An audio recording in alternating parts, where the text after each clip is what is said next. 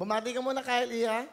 Binabati ko po yung mga kamag-anak ko dyan sa Isabela, tsaka sa Nueva Vizcaya, yung mga teacher, principal, at tsaka estudyante po sa MNHS to na San Annex, at tsaka po yung tropang Dabbercats dyan. Panoorin niyo ako, nasa TV na ako! Woo! Ano ba trabaho ng tatay mo?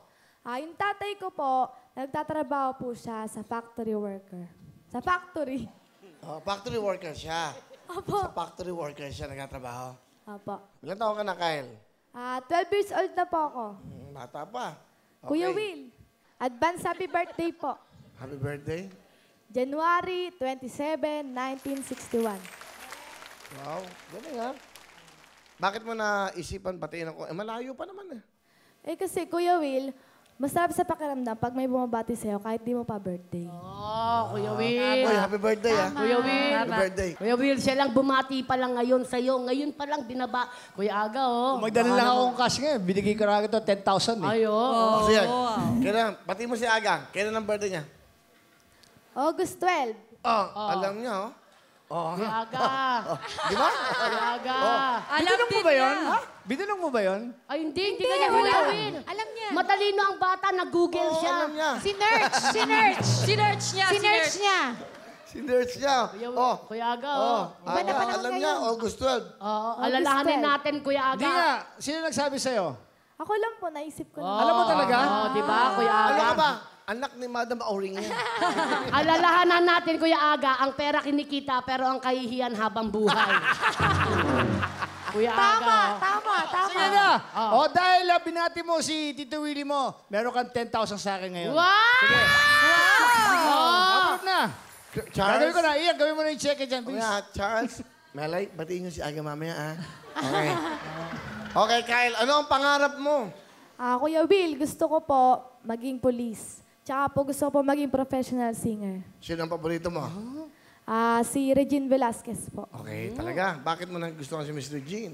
Nakakanta pa rin po siya ng matataas. Tsaka po, feel na feel po yung kanta niya. Ano paborito mong kanta ni Mr. Jean? Ano po, pangarap kong ibigin ka. Yun, pangarap ko ibigin ka. Sino pa? Sa international po, si Whitney Houston. Okay, ha? So, wala na? Wala na po. Ikaw. Kuya Will talaga, inaano ka talaga, Kuya Will. No? Char-char din to, char-char. Char-char tong batang to eh. Okay. Sige, Kyle, sino kasama mo?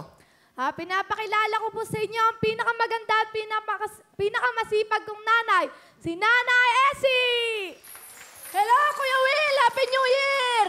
Okay, ano gusto niyo sabihin sa anak niyo? Nak, mahal na mahal kita. Salamat sa lahat ng pagmamahal mo sa amin kasi napakalambing mong bata. Bata ka pa lang ay nasa puso mo na lagi ang pagtulong sa kapwa natin.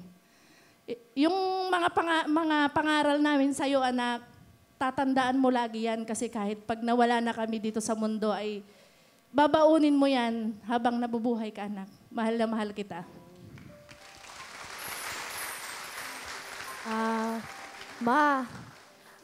Unang-una po sa lahat, thank you po kasi po lagi po kayong nandyan sa tabi ko.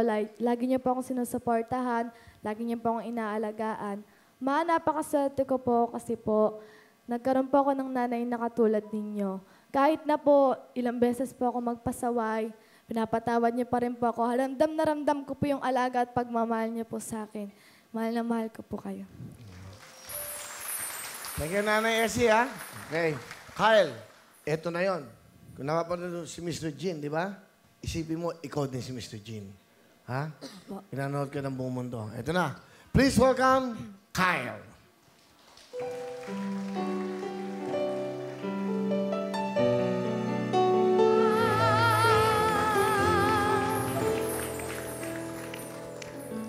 Thank you very much, Kyle. Galing, ha? Bata pa. Galing. Maaga, di ba? Kyle, meron kang 10,000! Thank you po, Kuya